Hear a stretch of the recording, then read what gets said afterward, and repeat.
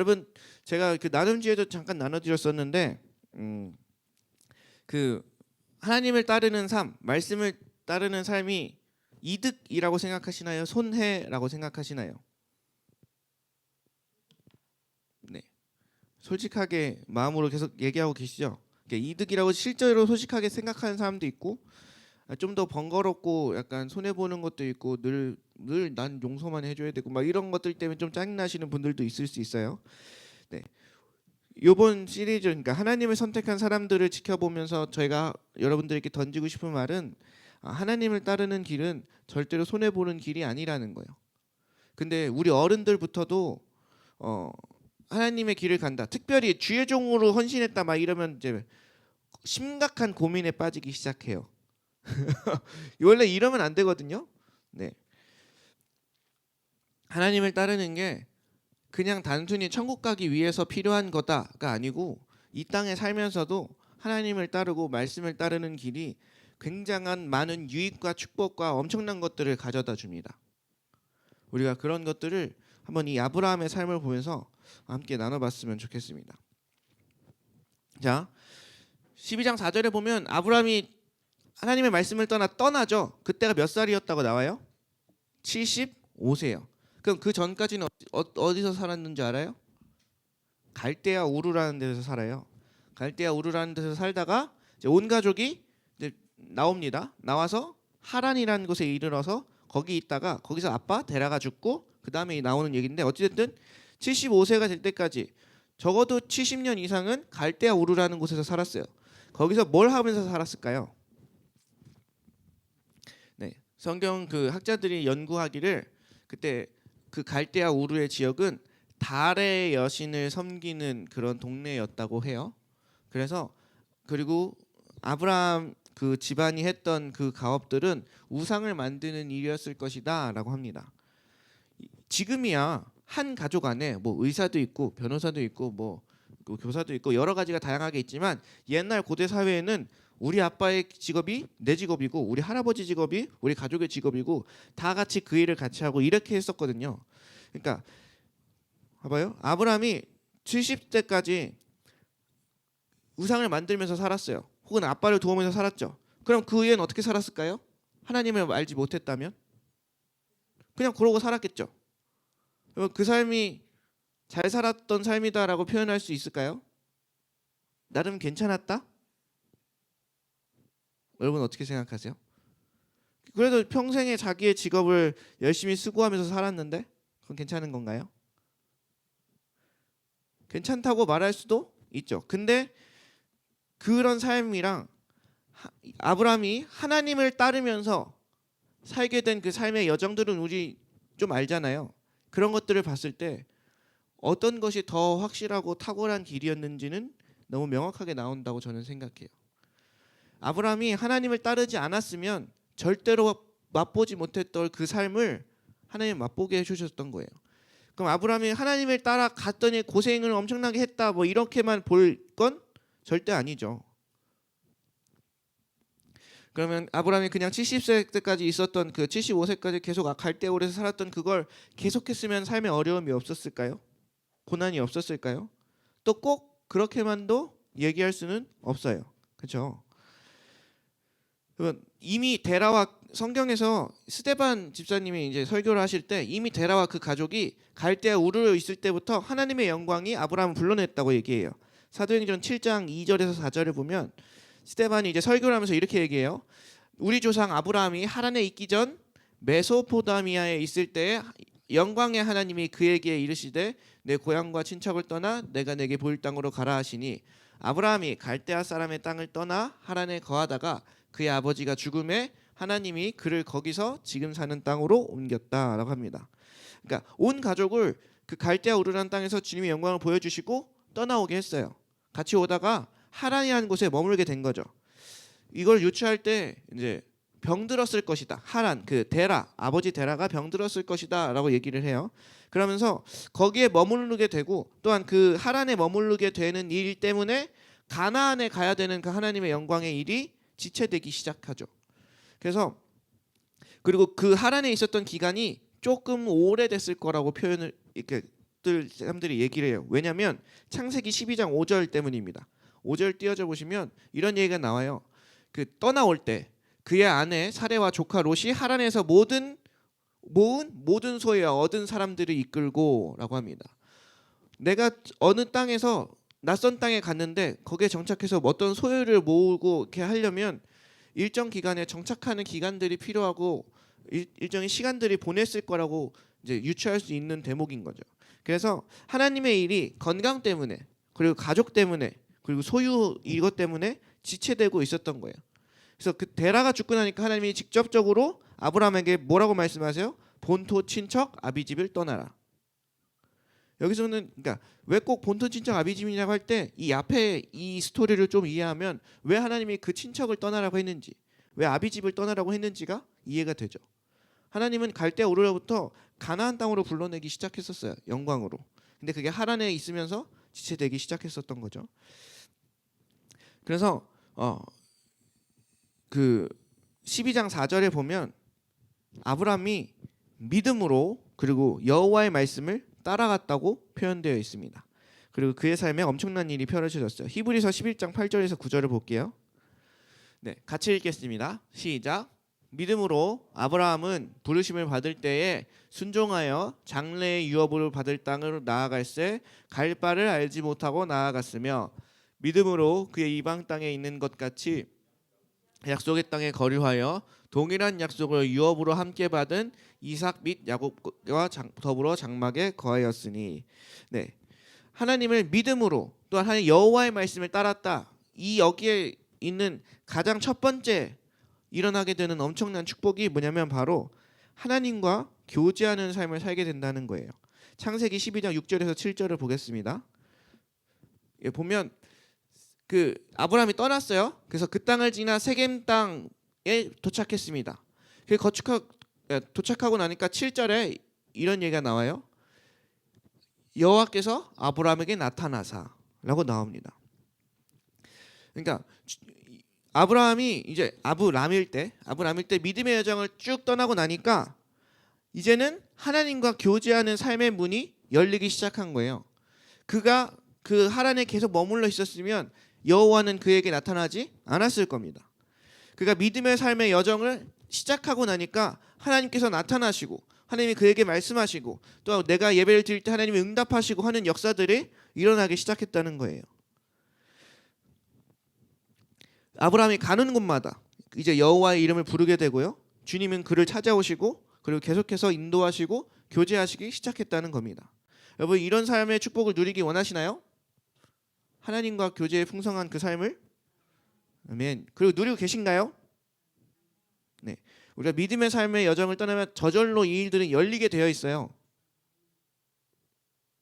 네. 우리가 이 은혜를 누렸으면 좋겠습니다.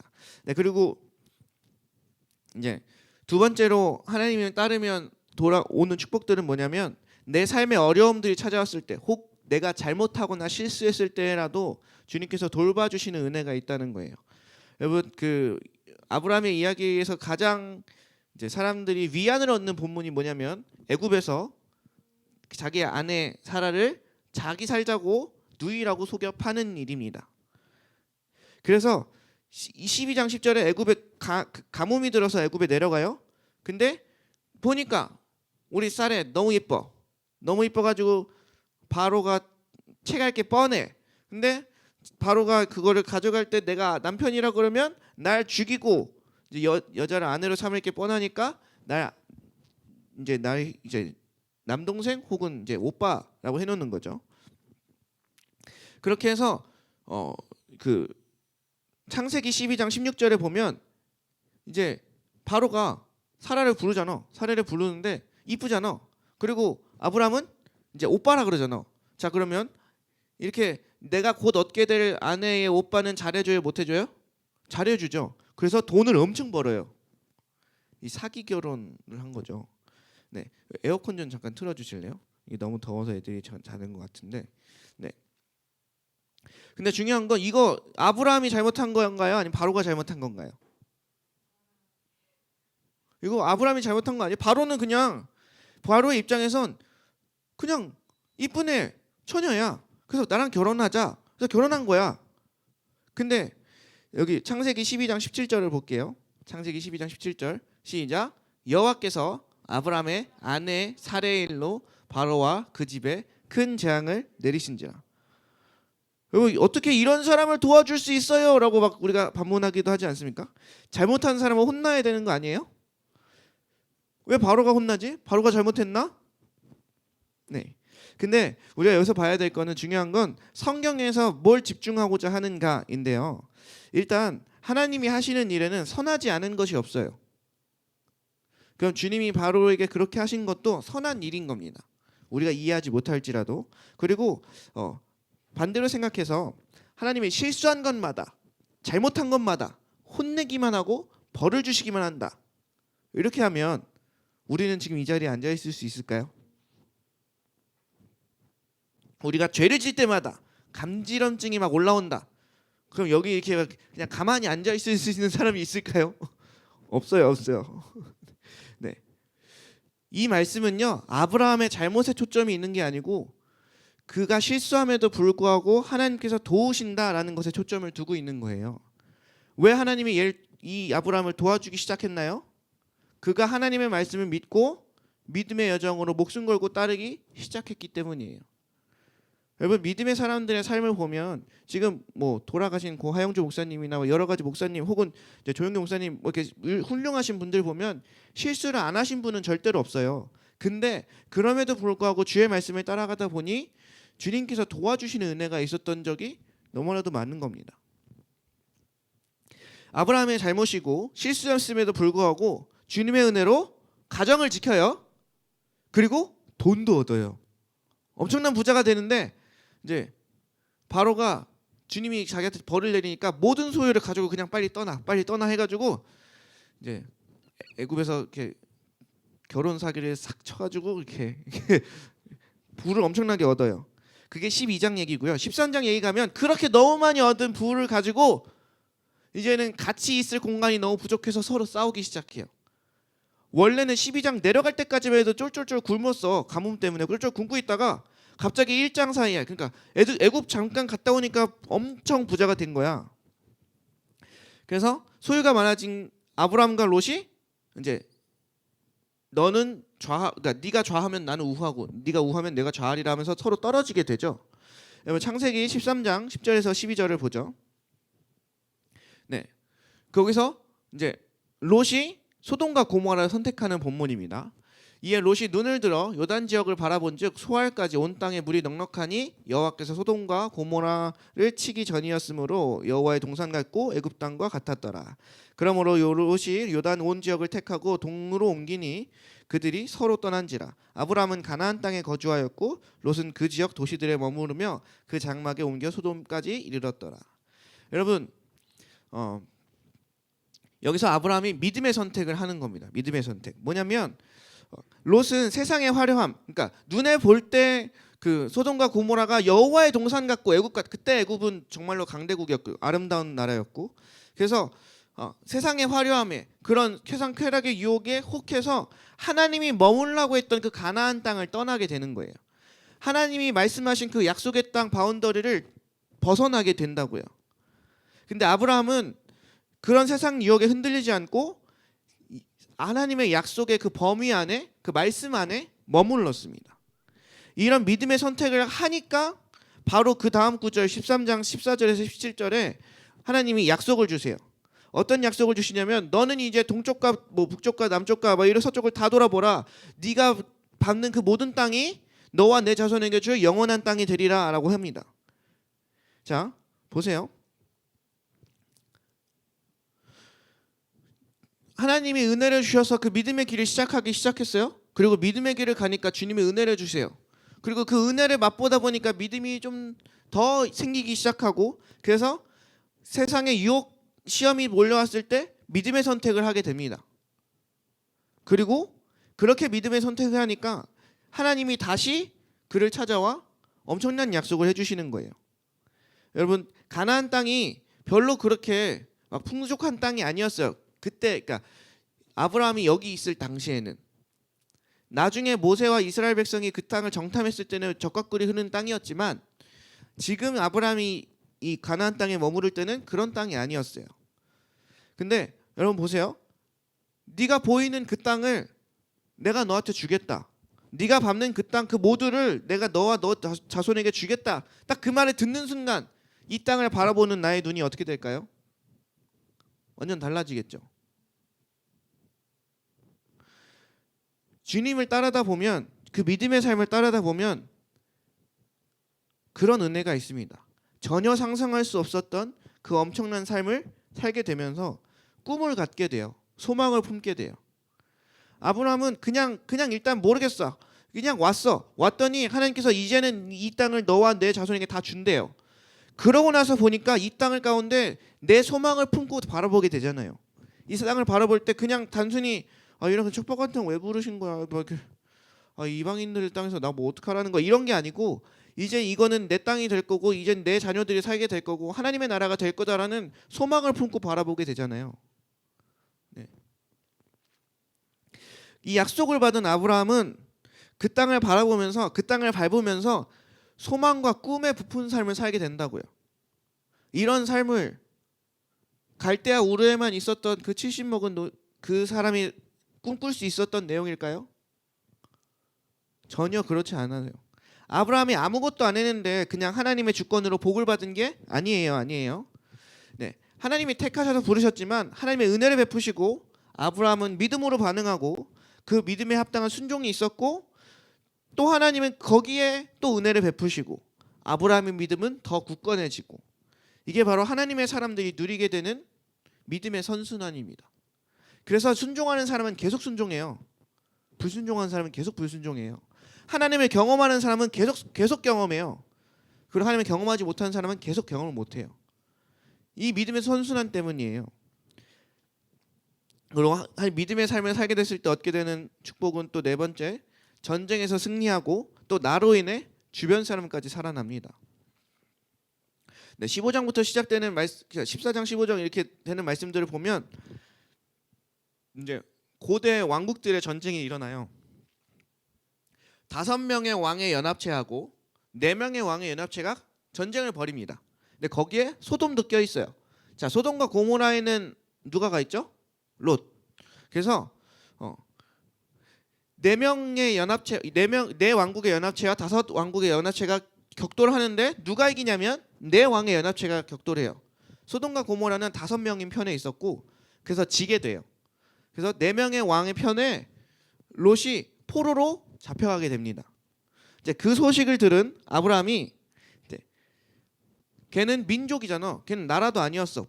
부족이었어. 근데 자기에게서 길러진 군사 318명을 데리고 4명의 왕국군이 있는 곳을 쳐들어가서 승리해서 돌아옵니다. 여러분 이게 가능한 얘기일까요? 그냥 이렇게 봐서는 그냥 뭐 이렇게 격투가 한 명이 뭐 초딩들하고 싸워서 이긴 뭐 이렇게 생각하면 안 돼요. 그때 그러니까 4 왕국이 5왕국을 이겼잖아. 그럼 일단은 5왕국보다는 센 애들이 모여 있는 거야. 그리고 그때 당시 적어도 한 왕국당 1000명씩은 모이지 않았을까? 오히려 더 많았을 확률이 훨씬 높지. 그러면 일단 그냥 1000명씩이라고만 계산해서 4000명이 있는 곳에 318명이 들어가서 싸워 이긴다는 거 여러분 가능해요? 적어도 우리가 만약에 전쟁을 치른다 그러면 한 15명씩은 죽어야 돼. 15명은 때려 눕히고 죽으세요? 이렇게 하면 가능합니까? 네. 이것도 말도 안 되는 승리예요. 성경에서는 그렇게 막 엄청 디테일하게 비추진 않지만 아브라함이 자기 안에서 길러진 그러니까 나름대로 사병을 길르긴 길렀겠지만 뭐 군사가 그렇게 엄청 군사력 지식적이 뛰어난 것도 아니었고 기술이 있었던 것도 아니지만 그래도 그는 롯을 구하기 위해서 318명을 데리고 왕국의 군대하고 그 네 왕국의 연합체하고 싸우니까 이겨버렸어요. 이것 또한 말도 안 되는 승리고 그것 때문에 롯이 살았습니다. 그리고 롯과 비롯한 그 포로들이 살게 되었죠. 근데 그렇게 말도 안 되는 승리를 겪고 나서 그 뒤에 이제 14장에 가보면 또 아브라함이 믿음의 반응을 합니다. 아브라함이 그 전쟁을 이기고 나서 돌아올 때 살레막 멜기세덱을 만나게 돼요. 멜기세덱을 만나서 뭘 하냐면 11조를 내요. 여러분 11조는 어떤 의미가 있죠? 내 모든 소유는 당신 것입니다라는 고백이 있는 거예요. 근데 그걸 살레막 멜기세덱이 주고 멜기세덱이 그를 축복합니다. 그리고 이때는 11조가 주님의 율법으로 제정되기 전이었어요. 그래서 하나님의 제사장 앞에 내 것은 다 당신 것입니다라는 믿음의 고백을 드린 거예요. 그리고 그 다음에 소돔 왕이 이제 다시 다 찾아왔으니까 사람들은 내게 보내되 탈취물은 너 다 가져가도 돼. 네가 뺏어왔으니까 라고 얘기할 때 아브라함이 이렇게 얘기합니다. 창세기 14장 22절에서 23절이요. 네, 아브라함이 이렇게 얘기해요. 아브라함이 소돔 왕에게 이르되 천지의 주제이시오 지극히 높으신 하나님 여호와께 내가 손을 들어 맹세하노니 내 말이 내가 아브라함으로 치부하게 하였다 할까 하여. 그러니까 치부가 저게 뭐냐면 소돔 왕이 내가 쟤 부하게 만든 거야. 내가 쟤 부자 만든 거야라고 할까 봐. 그래서 내게 속한 것은 실 한 오락이나 들매끈 한 가닥도 내가 가지지 아니하리라. 여러분 그렇게 전쟁을 치르고 나서도 아브라함은 겸손하게 또한 믿음의 반응을 또 해요. 특히나 재정적인 면에 대해서 하나님 앞에 정결했어요. 재정적인 유혹에 넘어가지도 않았고, 그리고 하나님께 온전한 예물을 올려드림으로 주님께 믿음의 고백을 드렸습니다. 그렇게 또 믿음의 반응을 하니까 또 주님이 15장에 아브라함에게 나타나십니다. 네, 15장에 나타나셔서 하신 말씀은 이거예요. 15장 4절에서 5절이에요. 자, 이건 다 같이 읽겠습니다. 시작. 여호와의 말씀이 그에게 임하여 이르시되 그 사람이 내 상속자가 아니라 내 몸에서 날 자가 내 상속자가 되리라 하시고 그를 이끌고 밖으로 나가 이르시되 하늘을 우러러 뭇 별을 셀 수 있나 보라. 또 그에게 이르시되 내 자손이 이와 같으리라. 여기 띄워주세요. 저기서 보면 내 자손이죠. 거기에 그게 복수예요, 단수예요? 단수요, 단수. 내 자손들이 아니라 내 자손이에요. 그래서 이걸 바울이 저 자손은 그리스도다라고 얘기를 하거든요. 갈라디아서 3장 16절입니다. 네.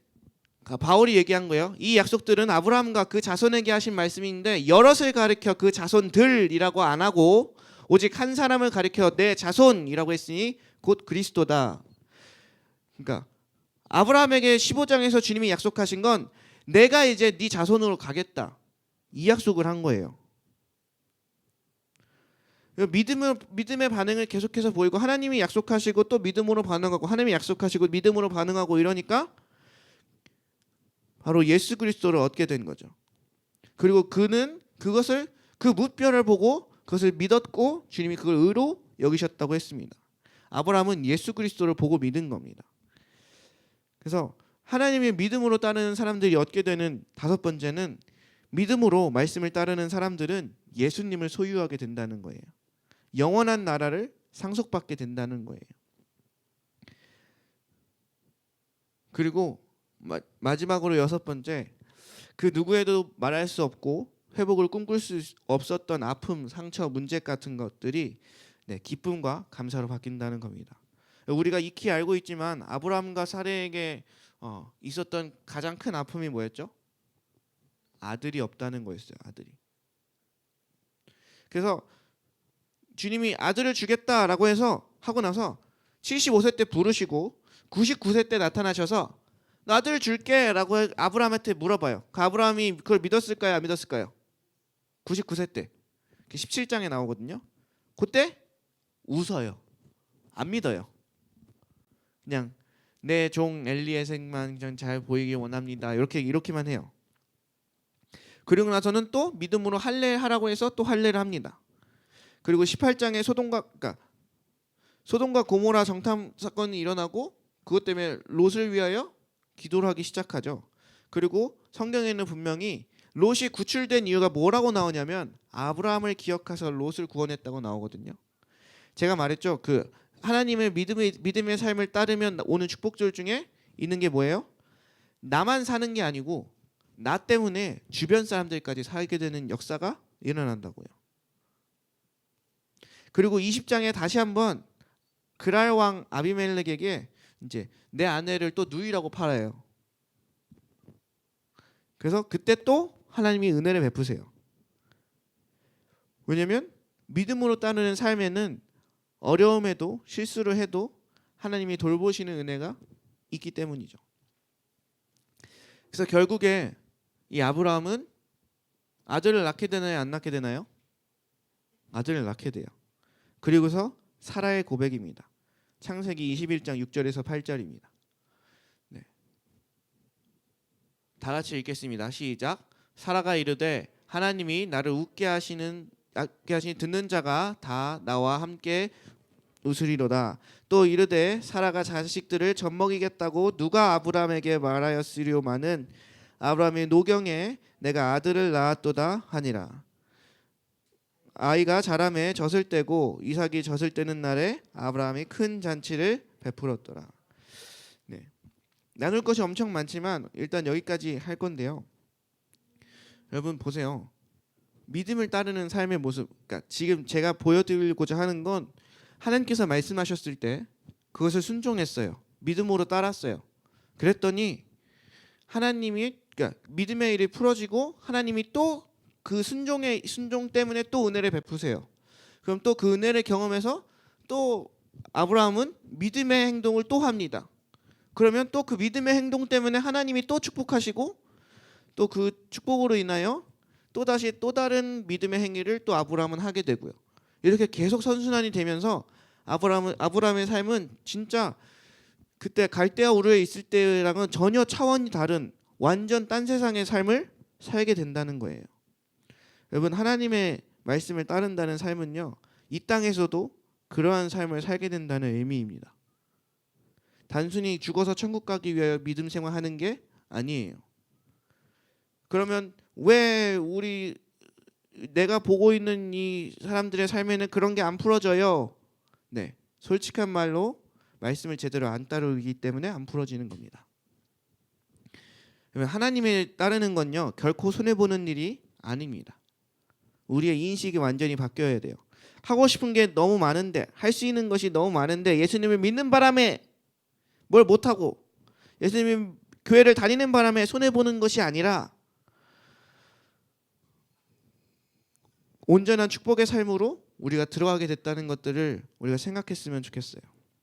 네, 아브라함이 그 나이 때 갈대아 우르에서 우상만 만들고 있었으면 이런 삶을 절대로 못 누렸겠죠. 적어도 아들은 절대로 낳을 수 없었을 거예요.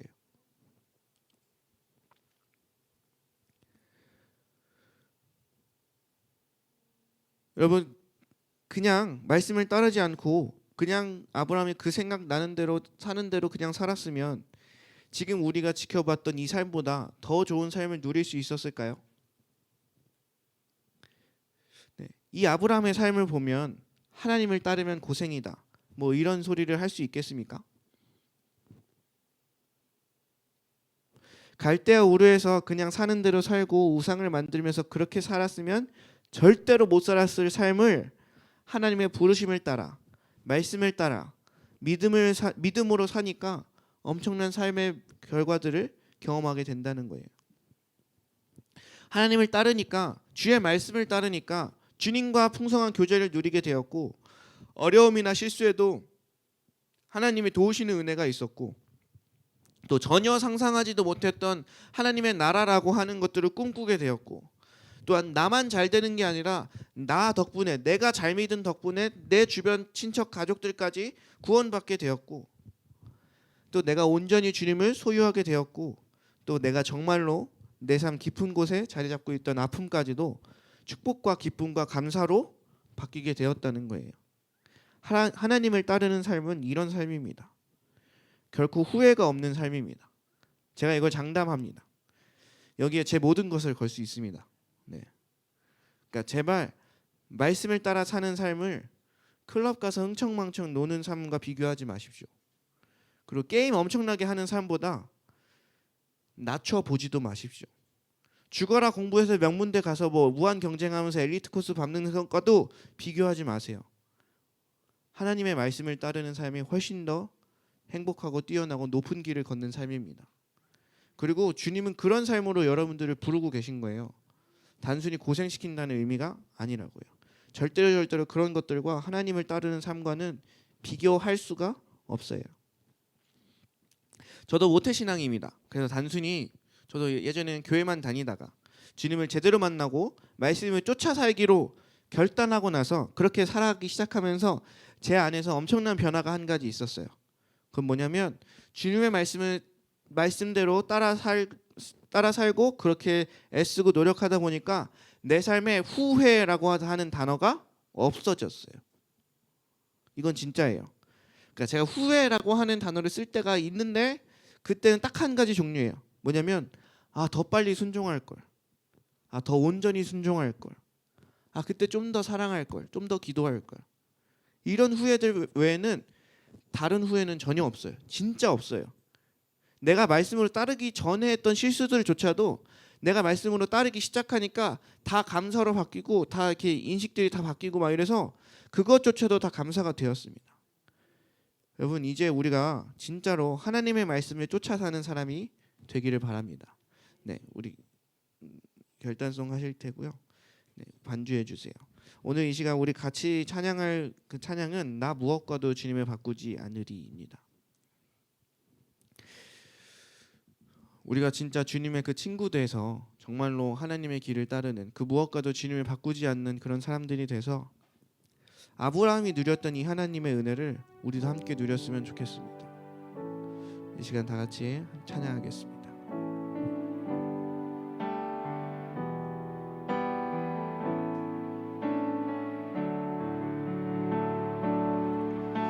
나 무엇과도 주님을 바꾸지 않으리.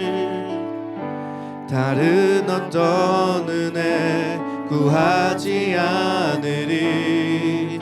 오직 주님만이 내 삶의 도움이시니 주의 얼굴 보기 원합니다.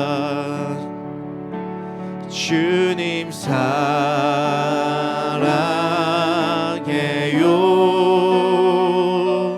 온 마음과 정성 다해 하나님의 신실한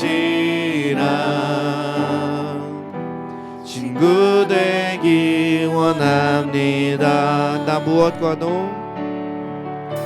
나 무엇과도 주님을 바꾸지 않으리. 다른 어떤 은혜 구하지 않으리. 오직 주님만이 내 삶의 도움이시니 주의 얼굴 보기 원합니다. 주님 사랑해요.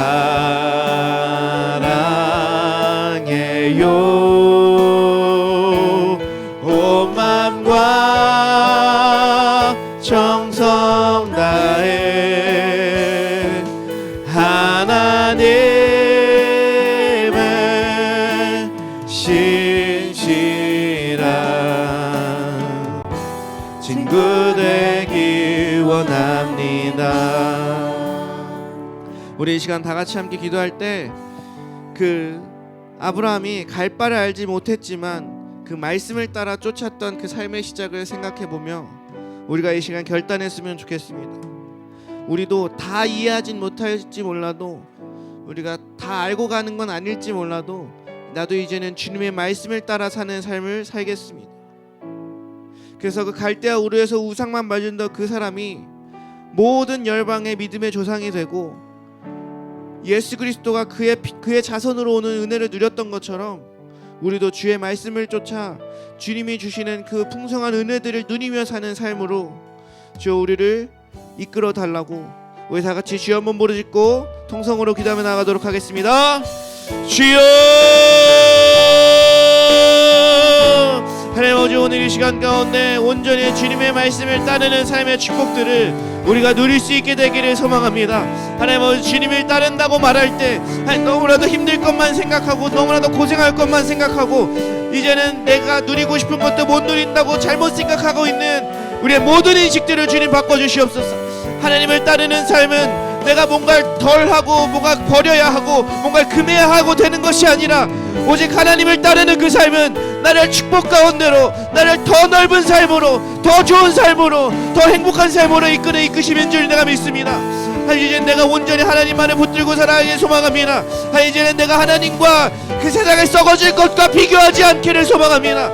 하면 내가 그 소돔과 고모라의 그 눈에 보이는 화려함 때문에 그것과 하나님의 약속의 땅을 버리는 일을 하지 않도록 인도하여 주시옵소서.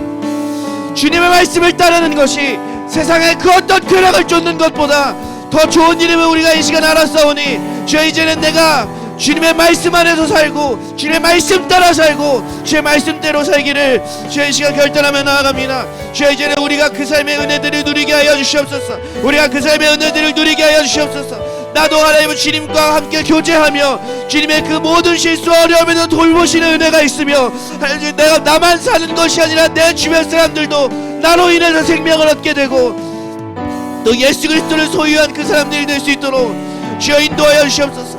내 삶에 믿음의 흔적들이 남게 하여 주시옵소서. 아브라함처럼 또한 이삭처럼 주여 내 삶에 하나님의 흔적들이, 내 삶에 그 믿음의 흔적들이 남게 하여 주시옵소서. 내가 믿음으로 반응하고 주님은 축복하시고 또한 믿음으로 반응하고 주님은 또 축복하시는 그 믿음의 선순환이 우리 가운데 있게 하여 주시옵소서.